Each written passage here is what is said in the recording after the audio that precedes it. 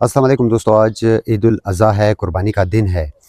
یہ عید ہمیں احساس دلاتی ہے کہ قربانی صرف جانور کی نہیں ہوتی، قربانی حصولوں کے لیے، قربانی انصاف کے لیے اور قربانی نظریے کے لیے بھی ہوتی ہے۔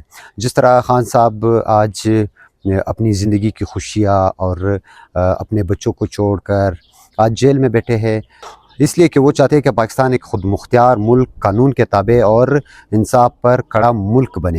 انہوں نے کسی طاقت کے آگے جھکنے کے بجائے قربانی کا راستہ اپنایا۔ یہ عید ہمیں احساس دلاتی ہے کہ یہ صرف رسم نہیں، ایک عہد ہے۔ ہم سب پر فرض بنتا ہے کہ ہم خان صاحب کا ساتھ دیں اور اس نظریے کے ساتھ ڈٹ کے کھڑے ہو، بغیر سمجھوتے کے، بغیر خوف اور ڈر کے۔ تو اللہ تعالیٰ کرے کہ خان صاحب جلد رہا ہو جائے اور وہ اپنے قوم کے درمیان ہو، اور اللہ تعالیٰ خان صاحب کی قربانی قبول کرے۔ عمران خان زندہ باد، پاکستان فائند آباد۔ عید مبارک۔